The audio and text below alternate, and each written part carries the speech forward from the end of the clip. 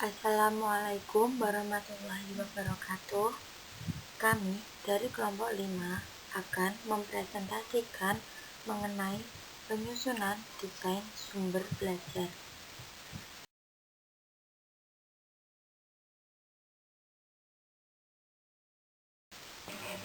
Yang beranggotakan Hilma Karanina Sandi, Rizka Nabila Nur Hidayati, dan Nova Auliatul Fitriana.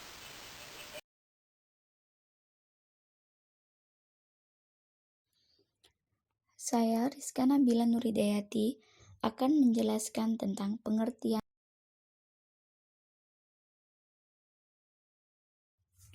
pengertian sumber belajar. Beberapa ahli berpendapat tentang pengertian sumber belajar. Yang pertama ada Dagang. Ia mengatakan bahwasannya sumber belajar adalah segala sesuatu yang berwujud benda dan orang yang dapat menunjang belajar, sehingga mencakup semua sumber yang mungkin dapat dimanfaatkan oleh tenaga pengajar agar terjadi perilaku belajar. Yang kedua ada Januszewski dan Molenda. Ia berpendapat bahwa sumber belajar adalah semua sumber termasuk pesan, orang, bahan, alat, teknik, dan latar yang dapat dipergunakan peserta didik, baik secara sendiri-sendiri maupun dalam bentuk gabungan, untuk memfasilitasi kegiatan belajar dan meningkatkan kinerja belajar. Yang ketiga ada Sells dan Ritchie. Ia menjelaskan bahwa sumber belajar adalah segala sumber pendukung untuk kegiatan belajar, termasuk sistem pendukung dan materi, serta lingkungan pembelajaran. Sumber belajar bukan hanya alat dan materi tetapi meliputi orang, anggaran, dan fasilitas. Dari ketiga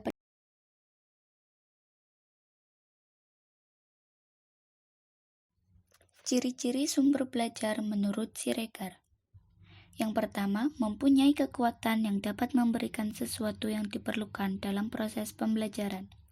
Jadi, walaupun ada sesuatu kekuatan tetapi tidak memberikan sesuatu yang diinginkan yang sesuai dengan tujuan pembelajaran, maka sesuatu kekuatan tersebut tidak dapat disebut sebagai sumber belajar.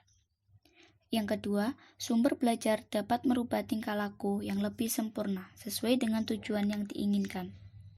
Apabila dengan sumber belajar membuat seseorang berbuat negatif, maka sumber belajar tersebut tidak dapat disebut sebagai sumber belajar.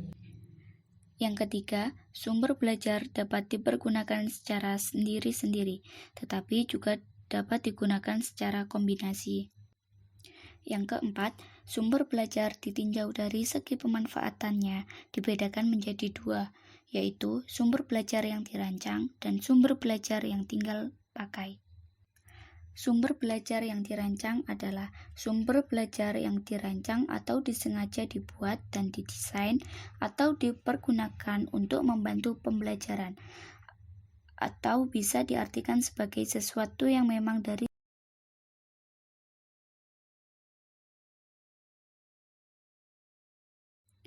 fungsi dan manfaat sumber. Fungsi sumber belajar menurut Morrison dan Kemp adalah 1. Meningkatkan produktivitas pembelajaran melalui pemercepatan laju belajar dan membantu pengajar untuk menggunakan waktu secara lebih baik, mengurangi beban para pendidik dalam menyajikan informasi, sehingga dapat lebih banyak membina dan mengembangkan gairah belajar peserta didik. 2. Memberikan kemungkinan pembelajaran yang sifatnya lebih individual melalui pengurangan kontrol para pendidik yang kaku dan tradisional, dengan memberikan kesempatan kepada para peserta didik untuk belajar sesuai dengan kemampuannya. Ketiga, memberikan dasar yang lebih ilmiah terhadap pengajaran melalui perencanaan program pembelajaran yang lebih sistematis dan pengembangan bahan pembelajaran berbasis penelitian. 4. Lebih memantapkan pembelajaran melalui peningkatan kemampuan manusia dalam penggunaan berbagai media komunikasi dan penyajian data serta informasi secara lebih konkret.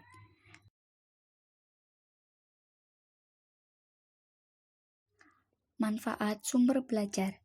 Menurut Siregar, manfaat sumber belajar adalah untuk memfasilitasi kegiatan belajar agar lebih efektif dan efisien. Secara rinci, manfaat dari sumber belajar yaitu 1. Dapat memberikan pengalaman belajar yang lebih konkret dan langsung. 2. Dapat menyajikan sesuatu yang tidak mungkin diadakan, dikunjungi, atau dilihat secara langsung. 3. Dapat menambah dan memperluas cakrawala sains yang ada di dalam kelas. 4. Dapat memberikan informasi yang akurat dan terbaru. 5. Dapat membantu memecahkan masalah pendidikan, baik makro. Saya, Hilma Karenina Sandi, akan menjelaskan tentang sumber belajar berdasarkan KD tertentu.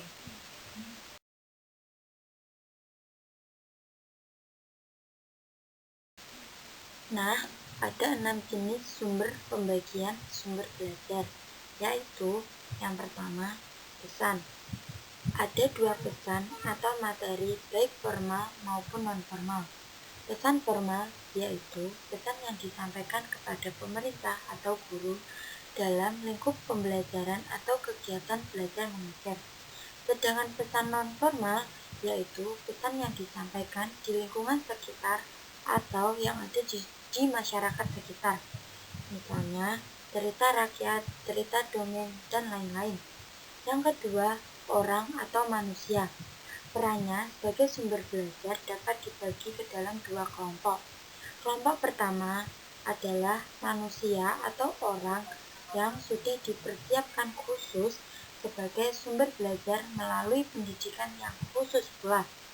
Kelompok kedua yaitu manusia atau orang yang tidak dipersiapkan secara khusus untuk menjadi seorang narasumber, akan tetapi memiliki keahlian yang mempunyai kaitan erat dengan program pembelajaran yang akan disampaikan. Yang ketiga, bahan dan program. Bahan yang dimaksud adalah segala sesuatu yang membawa informasi untuk pembelajaran. Yang keempat, alat. Alat dan perlengkapan yang dimanfaatkan untuk produksi atau menampilkan sumber-sumber belajar. Yang kelima, metode. Metode yaitu cara atau langkah-langkah dalam pengajaran atau penyampaian materi. Yang keenam, latar atau lingkungan. Lingkungan yang mampu memberikan pengkondisian belajar. Baik, yang selanjutnya saya Nova Auliatul Fitriana akan menjelaskan tentang kriteria pemilihan sumber belajar.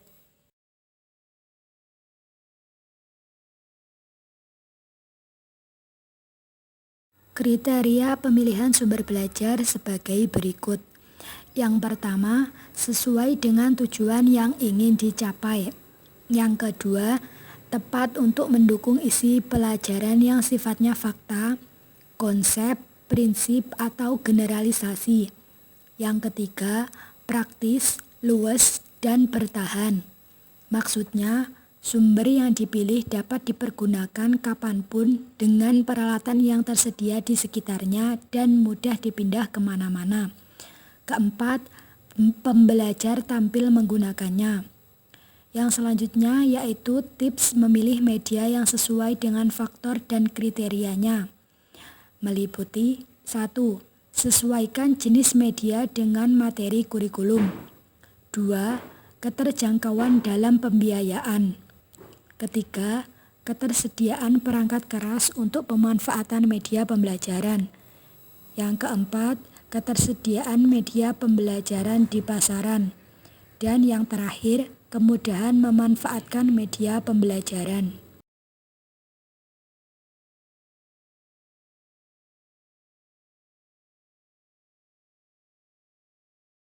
Selanjutnya yaitu media pembelajaran dikelompokkan menjadi 3. Yang pertama, media grafis. Media grafis adalah suatu jenis media yang menuangkan pesan yang akan disampaikan dalam bentuk simbol-simbol komunikasi verbal. Yang kedua, media audio adalah pesan yang disampaikan melalui media audio yang dituangkan ke dalam lambang-lambang auditif baik verbal maupun nonverbal. Dan yang terakhir adalah media proyeksi, yakni menyajikan rangsangan-rangsangan visual.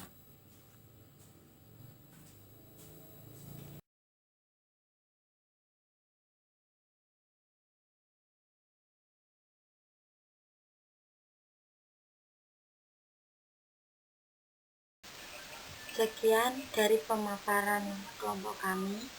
Apabila ada kesalahan, kami mohon maaf yang sebesar-besarnya. Wassalamualaikum warahmatullahi wabarakatuh.